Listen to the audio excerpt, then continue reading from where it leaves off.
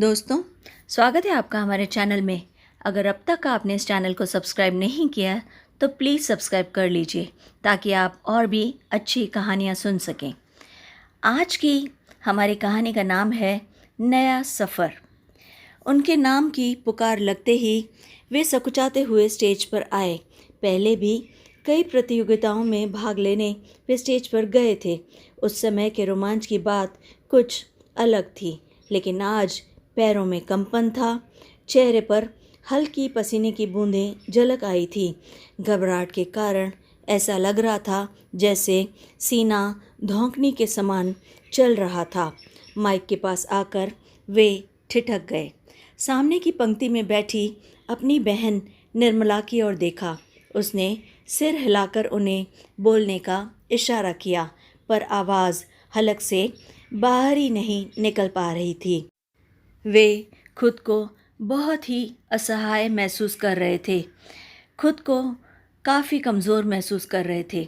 Bank में उच्च अधिकारी के पद पर थे वे। उनकी रौबदार आवाज़ से सभी मातहत डरते थे, पर आज उनकी खुद की आवाज़ घुटी जा रही थी और वे बोल नहीं पा रहे थे। आखिरकार हकलाते हुए बोलने लगे, मैं मदन गोयल, निवासी ग्वालियर, आयु 55 वर्ष, बैंक से वॉलंटरी रिटायरमेंट, पेंशन 20,000, एक बेटा और एक बेटी, दोनों विवाहित हैं। बेटा विदेश में है और बेटी ललितपुर में रहती है। स्वयं का फ्लैट ग्वालियर में। मैं डायबिटिक हूँ। अपने बारे में बताकर गोयल जी स्टेज से उतरकर अपनी कुर्सी पर आकर बैठ गए। उन्हें लग रहा था कि ज़िंदगी का एक बहुत बड़ा इम्तिहान उन्होंने पास कर लिया। उनकी रील जैसे रिवर्स हो गई है। विवाह के लिए स्वयं का परिचय देना, वो भी सबके सामने, कितना मुश्किल होता है। पुरुषों का परिचय समाप्त हो गया था, अब महिलाओं का परिचय शुरू हो गया। एक एक करके महिलाएं आ रही थी और अपना परिचय देकर वापस अपनी जगह पर जा रही थी। एक नाम अनाउंस हुआ, विनीता त्यागी। एक महिला अपने स्थान से उठी, लेकिन कुर्सी पकड़कर वहीं खड़ी हो गई। स्टेज तक आने का उसमें साहस नहीं आ पा रहा था, इसलिए काफ़ी झिझक रही थी। वह फिर से वहीं पर बैठ गई। उसके साथ आई युवती ने उसे सहारा दिया और उसे स्टेज तक पकड़कर लेकर आई। युवती माइक के पास आई और बोली, ये मेरी मौसी हैं, विनीता त्यागी, उम्र 50 वर्ष, बरेली में रहती थी। पति और 2 बेटे थे, जिनकी एक कार एक्सीडेंट में मृत्यु हो गई। तब व्यवस्थापक ने कहा, कुछ उन्हें भी तो कहने दीजिए, कहाँ तक पढ़ी हैं आप? व्यवस्थापक ने उन महिला से पूछा। ग्रेजुएट। महिला ने हॉल में नज़र दौड़ाई। सब लोग उसे ही देख रहे थे। लाज की गठरी बनी वह कांपती आवाज़ में बोले जा रही थी, कोई हॉबी? संगीत। अब तक वह सामान्य हो चली थी और बोलने की हालत में थी। अपनी बात जारी रखते हुए बोली, दोस्त के रूप में हमसफ़र चाहिए जो मेरे दुख को समझ सके, उम्र के इस दौर में मेरा साथ दे सके। ब्लड प्रेशर लगातार हाई रहता है, सर्दी में सांस उखड़ने लगती है। वृद्ध महिला पुरुष परिचय सम्मेलन यहीं पर समाप्त हो गया। गोयल जी और उनकी बहन स्टेज पर आने वाली हर महिला को ध्यान से देख रहे थे।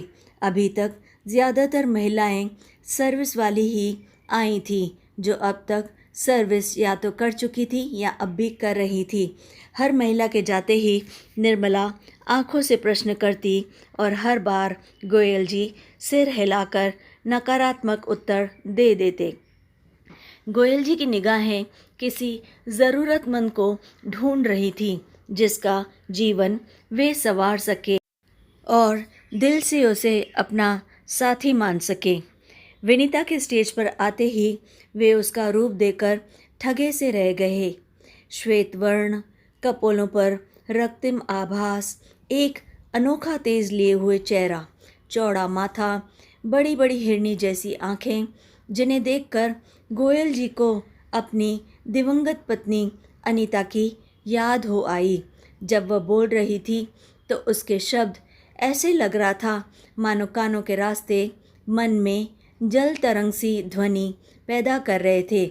उन्हें लगा कि विनीता ही उनके योग्य रहेगी। लौटते समय निर्मला ने पूछा, भैया आपको कौन सी अच्छी लगी? गोयल जी निर्मला के प्रति प्रवीण की ओर मुखातिब होकर बोले, तुम अपनी राय बताओ, तुम्हें क्या लगा? प्रवीण बोले, भैया मुझको तो नंबर 11 अच्छी लगी। हाँ 11 नंबर ही ठीक थी आपके लिए। क्या नाम था? हाँ विनीता। निर्मला हंसते हुए बोली, त्यागी। हाँ भैया मुझे भी वही पसंद है, विनीता त्यागी। गोयल जी का चेहरा शर्म से गुलाबी हो चला था। वह धीरे से बोले, ठीक है जैसा बहुमत हो। पर जल्दी ही बेटी अम्मू का ध्यान आते ही चेहरे पर परेशानी छा गई। सम्मेलन से मिली पत्रिका में विनीता का पता मिल गया था उन्हें। फ़ोन पर मिलने का स्थान और समय उन्होंने आपस में तय किया था। दोनों परिवारों के बीच हर तरह की बातें हुई, अतीत, वर्तमान और भविष्य की भी। कुछ समय गोयल जी और विनीता ने साथ व्यतीत किया। एकांत पाते ही गोयल जी ने उन्हें ध्यान से विनीता को देखा। वे निर्निमेष ताकते रह गए। सलीके से उसने साड़ी बांध रखी है। उसका साइड फेस देखकर तो वे और भी ज़्यादा चौंक गए। उन्हें अपनी पत्नी याद आ रही थी।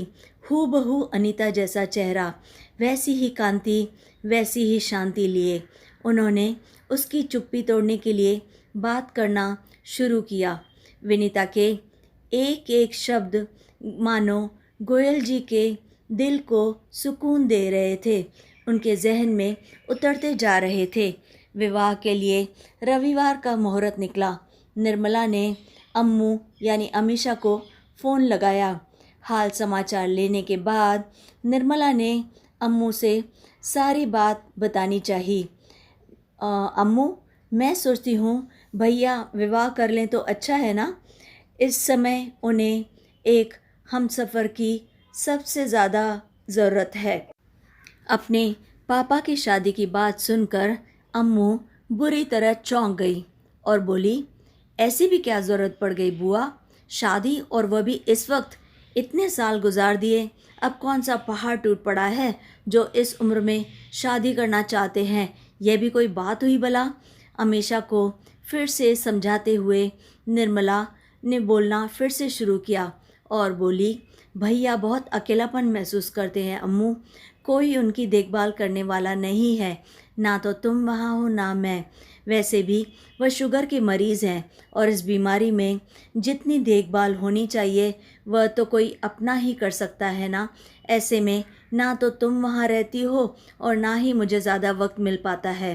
तब फिर किसी को इतनी भी फुर्सत कहाँ है कि पूरा दिन उनके साथ रहे। उनकी देखरेख के लिए कोई तो चाहिए ना। इसलिए मैंने बहाने से भैया को जयपुर बुलाया है। यहाँ वृद्ध महिला पुरुष का सम्मेलन था। हम लोगों के आग्रह करने पर भैया को एक महिला पसंद भी आ गई है। मुहूर्त के मुताबिक अगले महीने को रविवार को दोनों का गठजोड़ है। अमीषा बुरी तरह बौखला गई और लगभग चिल्लाने लगी, बुआ जी आप क्या कह रही हैं? भला इस उम्र में भी कोई शादी करता है क्या? अब तो भगवान का भजन करने का समय है ना, ना कि ये ऊटपटांग चीज़ों के लिए। क्या इस उम्र में भी उन्हें पत्नी की आवश्यकता है? ये भी कोई बात है भला? देखो अम्मू, भैया बड़ी मुश्किल से माने हैं और अगर तुम सहमत हो जाओगी तो भैया का एकाकी जीवन अच्छे से बीत जाएगा और उन्हें एक जीवन साथी मिल जाएगा। मैं व तुम दोनों ही उनकी देखभाल नहीं कर पाते। ऐसे में उन्हें एक साथी की सख्त ज़रूरत है जो उनके अकेलेपन को भर सके। उधर से कोई आवाज़ नहीं आई। अब तक गोयल जी फ़ोन के पास आ गए थे और समझ चुके थे कि उनकी बेटी उनसे बुरी तरह नाराज़ है और चिल्ला रही है। निर्मला से रिसीवर लेकर अम्मू को समझाते हुए बोले, बेटी गुस्सा थूक दो, जल्दी से परिवार सहित यहाँ चली आओ, तब आराम से बात करते हैं। दूसरी ओर से आवाज़ आई, पापा मैं आपसे बात नहीं करना चाहती, इस उम्र में शादी का शौक़ आया है आपको, लोग क्या कहेंगे, कहकर अम्मू ने गुस्से में फ़ोन पटक दिया। गोयल जी पसोपेश में पड़ गए। वह एक रिश्ता तोड़कर दूसरा जोड़ना नहीं चाहते थे। बच्चों की खातिर ही तो उन्होंने अब तक अपने बारे में कभी नहीं सोचा था। अम्मू को जब भी ज़रूरत पड़ी वह उसके हर फैसले में साथ खड़े थे। उसने अंतर्जातीय विवाह किया, बावजूद उसके वह उसके साथ खड़े रहे। उन्होंने जाति बंधन की दीवारें खड़ी नहीं की और उसी की खुशी में खुश रहे। यह सही है कि एकाकीपन अब सहा नहीं जाता, अकेलापन काटने को दौड़ता है। घड़ी की सुइयां ठहरी हुई सी प्रतीत होती हैं। सबसे बड़ी बात तो यह है कि कई बातें ऐसी होती हैं जो एक इंसान केवल अपने जीवन साथी के साथ ही साझा करता है। कुछ दुख दर्द ऐसे होते हैं जिन्हें जीवन साथी के साथ ही बांटा जा सकता है। कुछ देर तक वे हताश होकर बैठे रहे। उन्होंने हिम्मत जुटाई और अपने दोस्त रामलाल को फ़ोन लगाकर गठजोड़ की खबर सुनाई। दूसरी तरफ एकदम सन्नाटा छा गया। गोयल जी सोच रहे थे कि रामलाल उन्हें बधाई देगा, कि वे कहेंगे अब तू भी जल्दी से खुशखबरी सुनाना, लेकिन उसने भी नाराज़गी में रिसीवर रख दिया। उन्हें एक बार फिर से लगने लगा कि वे अब गलत फैसला ले रहे हैं। सब लोग क्या सोचेंगे, मेरा मखौल उड़ाएंगे। रात भर उनके मन में यही सारी बातें और यही द्वंद्व चलता रहा। सुबह जब वे घूमकर लौटे तो निर्मला किसी से फ़ोन पर बात कर रही थी। निर्मला के चेहरे पर चिंता पूरी तरह बिल्कुल साफ झलक रही थी। गोयल जी के पूछने पर उसने बताया कि विनीता के घर से फ़ोन आया था। विनीता के ससुराल वालों ने 2 साल से उसकी कोई खोज खबर नहीं ली थी, लेकिन अब जबकि उन्हें पता चला कि विनीता शादी करने वाली है तो उनके फ़ोन आने शुरू हो गए हैं। उन लोगों ने उस पर दबाव बनाना शुरू कर दिया है।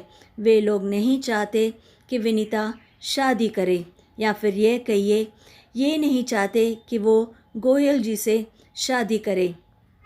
गोयल जी नहीं चाहते थे कि इतनी विसंगतियों में शादी हो। उन्हें लग रहा था कि अब शादी बिल्कुल नहीं होगी। इस विचार के साथ ही उनके मन का द्वंद्व भी जैसे ख़त्म हो गया और वे शांत हो गए। शाम को विनीता संजना के साथ उनके घर आई।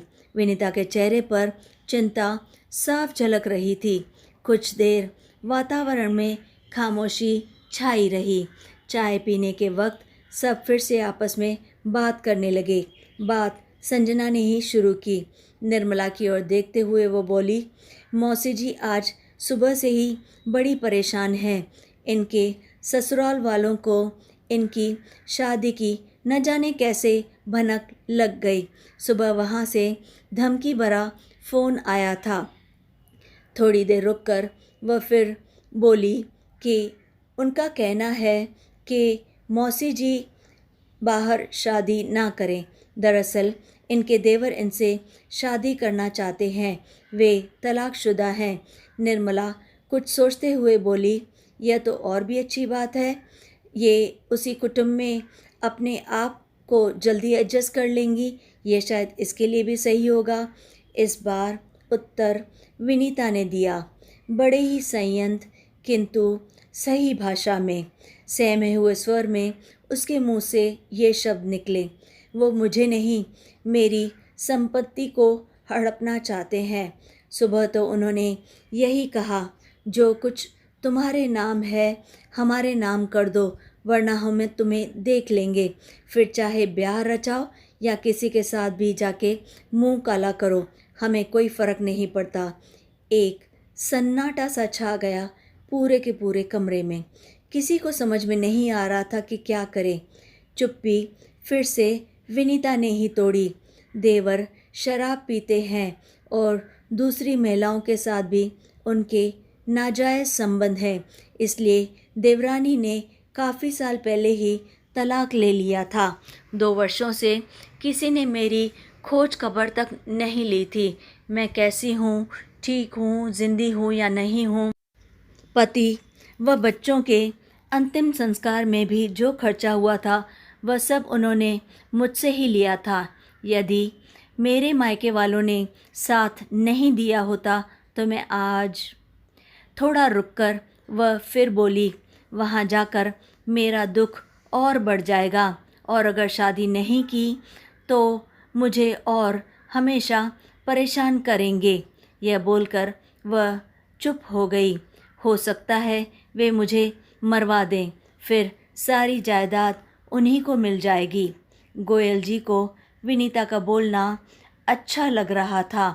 अचानक विनीता ने गोयल जी की ओर देखा और वे यह देखकर शर्मा गई कि वे उन्हीं को ताक रहे थे और वह थोड़ा सा सकुचा गई।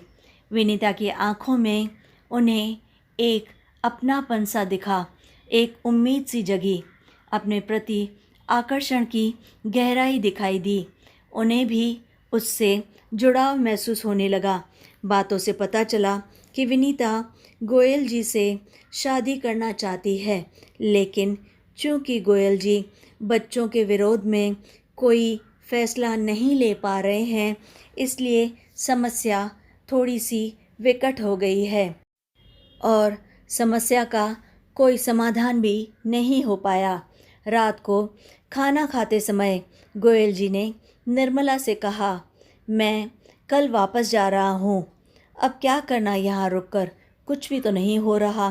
प्रवीण ने कहा, अभी आप क्या करेंगे वहाँ जाकर। तभी गोयल जी के मोबाइल पर रिंग बजी। वे थोड़ा सा चौंक गए क्योंकि फ़ोन उनके बेटे का था, फॉरेन से। निर्मला उनके चेहरे के भावों को पढ़ते हुए बोली, किसका फ़ोन है? अरे आज तो तरुण का फ़ोन आया है। गोयल जी सहित सभी लोग आश्चर्य मिश्रित हर्ष तिरक में आ गए। गोयल जी ने फ़ोन का स्पीकर ऑन कर दिया। कॉल रिसीव करके उत्साहित होकर उन्होंने कहा, बेटा कैसे हो तुम? इस प्रश्न का कोई उत्तर नहीं आया, बल्कि उनसे ही प्रश्न पूछा गया, पापा क्या आप शादी कर रहे हैं? वे अचानक से अचकचा गए। क्या उत्तर दें? तुम्हें किसने बताया?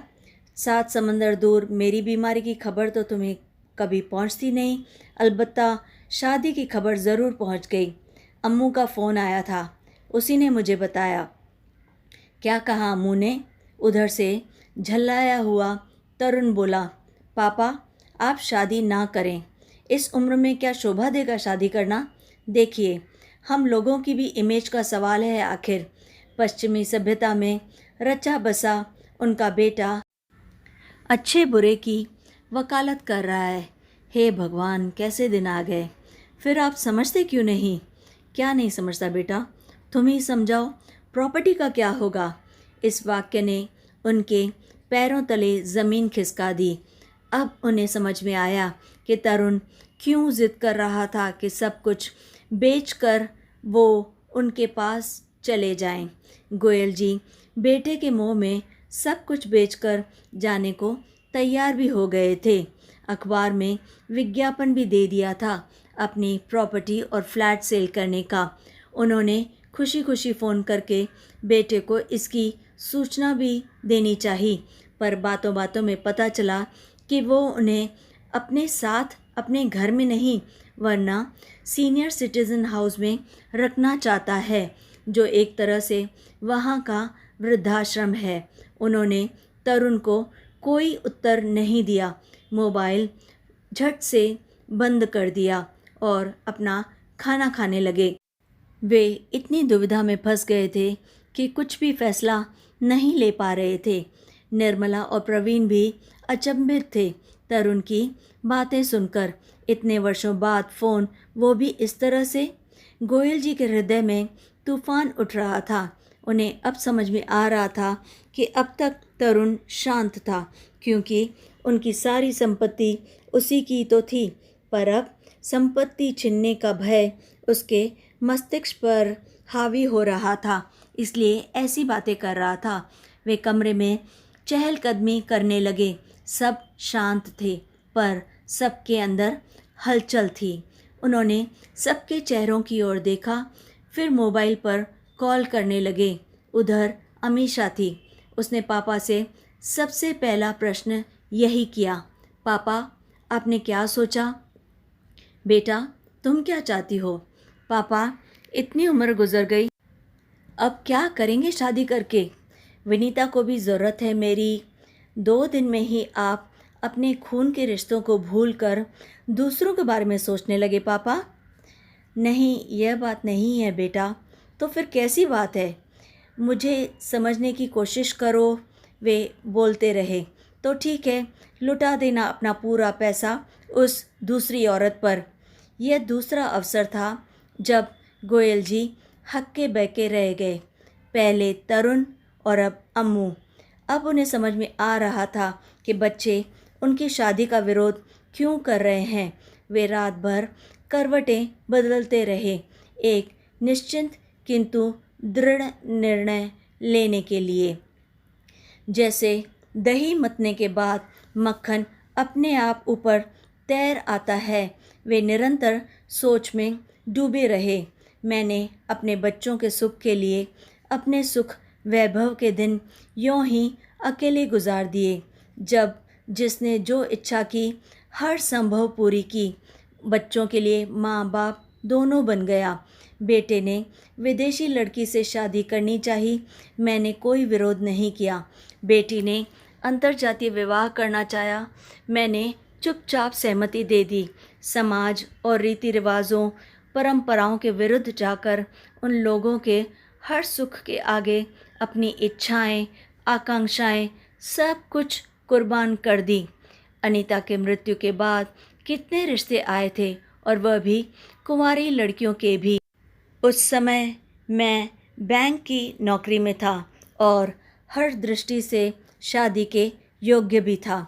बच्चों को कोई असुविधा ना हो या समाज बच्चों के मन में सौतेला शब्द न उगा दे, इस भय से और यही सोचकर मैं बच्चों में ही पूरी तरह डूबा रहा। उनके लिए माँ बाप दोनों बन गया। अब मैं अकेला हूँ, नितांत अकेला, पर उन लोगों को मेरी संपत्ति से मोह है, मुझसे कोई भी सरोकार नहीं।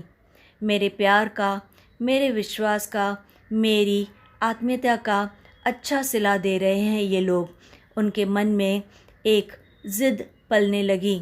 जयपुर आने से पहले वे भी नहीं चाहते थे विवाह करना, पर यहाँ आकर विनीता से मिलकर एक ख्वाब जैसे मन में पलने लगा। जीवन में फिर से वो बहार लौटती लग रही थी। एक जीवन संगनी की मन में उम्मीद पैदा हुई। उधर विनीता के परिजन भी उसकी संपत्ति चाहते हैं। हम किसी की परवाह नहीं करेंगे, हम विवाह ज़रूर करेंगे। यह तय करते ही उनका मन उत्साह से भर उठा। वे सुखद कल्पनाओं में विचरण करने लगे। अनीता और विनीता, विनीता और अनीता, दोनों चेहरे एकमेव हो रहे थे। वही एहसास, वही चाहत, वही आकर्षण और फिर से वही जल तरंग। इसी ऊहापोह में सुबह हो गई। सुबह की सैर के लिए लोग निकलने लगे थे। आज गोयल जी ने जल्दी ही बिस्तर छोड़ दिया और नित्यक्रम से निपट गए। उन्होंने निर्मला और प्रवीण को बुलाकर अपना फैसला सुना दिया कि वे विनीता को ही अपना जीवन साथी बनाएंगे। वे तैयार हुए और विनीता के घर और अपने नए सफ़र की ओर चल दिए। तो दोस्तों, कैसी लगी आपको ये कहानी, हमें कमेंट करके ज़रूर बताइए कि उन्होंने सही किया या गलत। और अगर अब तक आपने चैनल को सब्सक्राइब नहीं किया तो प्लीज़ सब्सक्राइब कर लीजिए। तब फिर लाइक, शेयर एंड सब्सक्राइब।